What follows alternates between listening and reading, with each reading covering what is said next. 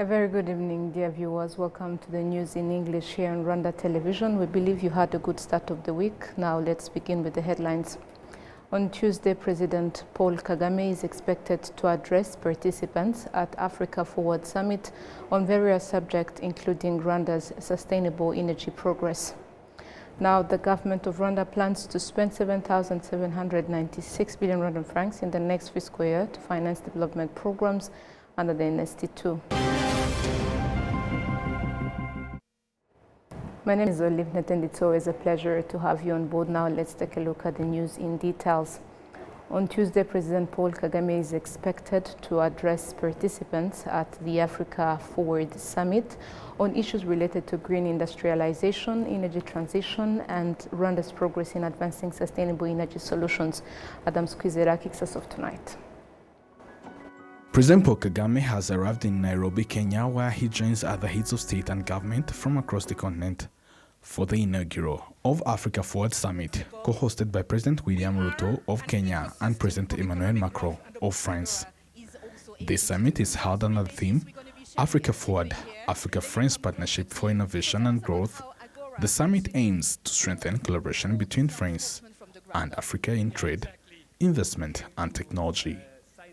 President Paul Kagame is expected to co-chair a roundtable on artificial intelligence and digital technologies, where he will address a plenary with African and French CEOs on green industrialization and energy transition. This evening, President Paul Kagame attended a state dinner hosted by President William Ruto of Kenya and Emmanuel Macron of France, alongside other heads of state, attended this summit. Speaking to RBA, Minister Olivier Nduhungirehe, the Minister of Foreign Affairs and International Cooperation, said that the summit will also feature discussions on finding lasting solutions to security challenges facing the African continent, with the aim of promoting regional cooperation and mutually beneficial partnerships across Africa. The summit brings together over 4,000 participants, including over 25 African heads of state and government, business leaders, and innovators, and we conclude with the Nairobi Declaration on Future Africa-France Cooperation.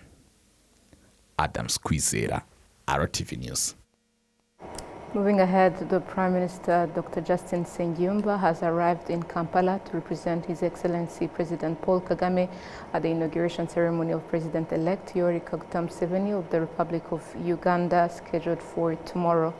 The Prime Minister is leading a Rwandan delegation that includes the Minister of Interior, Dr. Vincent Biruta, as well as Rwanda's representative in that country. Upon arrival, they were received by the Minister of State for Kampala, capital city, and Metropolitan Affairs, Honorable Kawiye. And the ruling party National Resistance Movement says the swearing ceremony is expected to be attended by more than 30 heads of state and around 40,000 citizens. In the presidential elections held in January this year, President Yoweri Museveni won with 71.6% of the vote, defeating 7 other candidates. To the economic sector, the government of Rwanda plans to spend 7,796 billion Rwandan francs in the next fiscal year to finance development programs under the NST2, according to the draft budget framework presented to the Parliament on Monday by the Minister of Finance and Economic Planning. We do have details. The Minister of Finance and Economic Planning, Yusuf Murangwa, first briefed members of both chambers of Parliament on the implementation status of the revised 2025-2026 national budget. Muri Kamena 2025 inteko ishinga amategeko yemeje ingengo y'imari y'umwaka. In June 2025, Parliament approved the budget for the 2025-2026 fiscal year, amounting to 7,032.5 billion Rwandan francs. In February 2026, the budget was revised to 6,952.1 billion Rwandan francs. Between July and December 2025, revenues collected from taxes, grants, and other sources increased by 46 billion Rwandan francs, reaching 2,394.1 billion Rwandan francs, compared to the projected 2,348.1 billion Rwandan francs. Regarding expenditure execution during the fiscal year, Between July and December 2025, total spending amounted to 2,931.6 billion Rwandan francs, compared to the planned 3,213.9 billion Rwandan francs. This represented a decrease of 282.3 billion Rwandan francs. Based on the current figures, it is believed that the implementation of the 2025-2026 fiscal year budget will continue smoothly as planned until the end of the fiscal year. Ishyirwa mu bikorwa byayo rizagenda neza nkuko byari byateganyijwe. He further presented to members of the parliament and senators the main principles used in preparing the draft budget, as well as the projected figures related to the 2026-2027 fiscal year budget. Amafaranga ateganyijwe kwinjira mu ngengo y'imari ya 2026-2027 azagera kuri miliyari ibihumbi.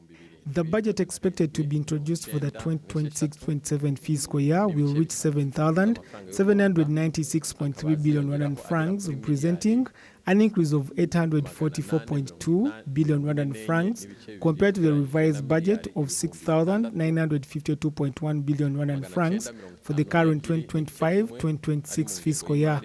This increase will largely be driven by the acceleration of construction activities for the new Kigali International Airport, as well as increased funding allocated to Rwanda Air to help it cope with the negative effects caused by the conflicts in the Middle East. Domestic revenues are expected to reach 5,273.8 billion Rwandan francs, while external grants are projected at 548.3 billion Rwandan francs, and external loans are expected to amount to 1,974.1 billion Rwandan francs. The programs planned for the 2026-27 fiscal year were designed in line with how they will support the government in achieving its development goals as outlined in the second phase of the National Strategy for Transformation hashingiwe ku buryo zifasha kugera ku ntego z'iterambere guverinoma yihaye nk'uko bikubiye muri gahunda yayo yo kwihutisha iterambere. After receiving the draft budget, the Speaker of the Chamber of Deputies, Honorable Gertrude Kazarwa, explained the next steps that will follow. According to the law, the Senate will provide its views on the draft fiscal year budget to the Chamber of Deputies before the Chamber of Deputies submits it to the government. The Minister of Finance and Economic Planning stated that Rwanda will continue to strengthen its economy, with economic growth expected to rise from 6.8% projected in 2026 to 7.2% in 2027. In the next fiscal year, the government of Rwanda states that it will continue to uphold its primary objective of boosting the economy and protecting citizens' welfare through measures aimed at addressing the effects of the conflict in the Middle East, including rising commodity prices. Let's take a look at the details. While presenting the draft budget framework for the 2026-2027 fiscal year to members of Parliament, the Minister of Finance and Economic Planning, Yusuf Murangwa, noted that the country's economy is projected to grow to an average rate of between 6% to 7.2%, driven by increased productivity in agriculture, industry and services. In the next fiscal year's budget, the government will focus on activities including increasing agriculture and livestock production, strengthening storage capacity to ensure food security, expanding the volume of water treated by industries through the expansion and construction of new factories, increasing electricity production through various projects, and other initiatives aimed at advancing the country's broader vision and goals. Members of the Parliament and senators noted that over the past 3 years, the budget allocated to agriculture has been decreasing. They asked the Minister of Finance and Economic Planning what was causing this decline, given the importance of the sector to the country's economy and citizens' livelihoods. The Minister of Finance and Economic Planning explained that the reduction in agriculture budget would not have negative effects because activities and projects in the sector continue to increase. The Minister of Finance and Economic Planning also indicated that the government will use a recurrent budget amounting to 4,779.1 billion Rwandan francs, while funds allocated to development projects and public investment will reach 3,017.2 billion Rwandan francs, including state investments. Moving ahead, Rwanda's private sector says international conferences hosted in the country create major business opportunities, not only through service contracts, but also by boosting global visibility for local companies. They say this as Rwanda prepares to host the Africa CEO Forum in 2 days, which is expected to bring together more than 2,500 participants, including heads of state and senior business leaders. And Gladys has the report. On Thursday and Friday of this week, Kigali will host a Pan-African conference, bringing together leaders from public and private institutions to discuss the development of the African continent as a whole. For Rwanda's private sector, this is a valuable opportunity. Investors in hotels and culture-based tourism say it is especially beneficial because they are able to capitalize on the growing number of international conferences being hosted in Rwanda. They get to enjoy Rwandan culture, they get to enjoy what we have as Rwandans. So we, in that process of showing them what we have in Rwanda, it's also a remark that remains in their minds that whenever they go back, there is still a chance for them to come back in Rwanda to also enjoy what they enjoyed during these meetings. Volcano National Park has obviously become quite mature when it comes to attracting a high-level luxury tourist. When you look at Kigali, we're still not quite there yet. So you could see that as a challenge or you could see that as an opportunity. We chose to see that as an opportunity. We already see these luxury tourists going to the Volcanoes National Park, and we're saying Kigali is a viable city destination. On your way to the National Park, you need to spend some time in Kigali to understand our sense of place, our sense of culture, our sense of history. Under the second National Strategy for Transformation, NST2, Rwanda has set a target of generating $224 million annually from conference tourism by 2029, up from $95 million in 2023. The Chief Executive Officer of the Rwanda Development Board, Rangi Africa, notes this is a strategic direction the country has chosen and one that the private sector should not miss out on. You also know very well that it's part of our long-term agenda as the government of Rwanda to continue to position the country as a services hub, a hub for investment, for tourism, and of course conferencing. So it goes without a question that the biggest convening of CEOs on the continent, we want to make Kigali a recurrent place where that event is held. Now, to you as Golden members, you're among the firms best placed in the country to benefit from this platform. You already established businesses. Rwanda's meetings, incentives, conferences and exhibition MICE tourism sector continued to perform strongly in 2025, generating $94.7 million in revenue, up from $84.8 million earned in 2024, representing an increase of 11.8%. During the year, Rwanda hosted 165 international and regional conferences attended by 61,888 participants, an increase of 17.3% compared to 2024. Now, Rwanda's Environment Management Authority says developing countries still face major challenges in responding to climate change despite ongoing global efforts. The remarks were made during a regional review of biennial transparency reports, a process aimed at strengthening accountability and cooperation in climate action among African nations. William Evans has the report.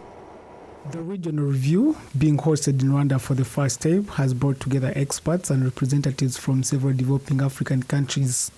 The 5-day meeting, it focused on improving transparency in climate reporting, strengthening technical knowledge, and encouraging the exchange of experiences between countries facing similar climate challenges. According to officials from REMA, the review process is intended to help countries learn from one another and identify practical solutions to climate-related challenges. If one country does their own things and another does theirs too, we may never know if we're doing the same things or if what we are doing is contributing to the same goal or vision. Yet we have one target. Therefore, this review is intended to examine the progress made by different countries so that we learn from each other, especially on the best practices, but also identifying areas where more efforts are needed so that we are all can share the same vision to a point of making predictions of the impact across all countries. The Director General of REMA, Juliet Kabera, says that Rwanda's cooperation with other African countries is essential in addressing the growing effects of climate change. Kabera says the initiative reflects Rwanda's continued commitment to leading climate action efforts, strengthening institutional capacity, and promoting collaborative solutions with development partners. Hosting this event represents Rwanda's strong commitment to climate leadership, capacity development, and partnership-driven solutions. Ultimately, the review is a concrete example of tracking how the Paris Agreement is being translated into practical implementation, support, strengthening transparency systems, and building confidence in climate action and reporting. Rwanda aims to reduce greenhouse gas emissions by 38% by 2030, with the target expected to rise to 53% in the next phase of implementation. The United Nations Development Programme's representative in Rwanda praised Rwanda's long-term commitment to environmental protection and climate resilience. I really do want to express my gratitude, and I know many people have said this, thanking the government of Rwanda, and we can say this many more times than we should, because this is a country that has shown strong leadership on climate action consistently over a long period of time. I overheard some of the participants mentioning to each other that they are here for the first time and they've been amazed at the cleanliness of the city. I just overheard people talking about that. And I want to assure you, it's not only the cleanliness of the city. If you ever have the exceptional opportunity that I have, which is to work in Rwanda, you can see it's the cleanliness of the country. Wherever you go in Rwanda, it's what you find in Kigali, it's what you find somewhere else. The review has attracted participation from several climate-vulnerable developing countries, including Rwanda, Burkina Faso, Malawi, and Niger. Now, this marks the end of tonight's bulletin. Thank you so much, dear viewers, for staying with us. On behalf of the entire news team, we wish you a fruitful week ahead. Good night.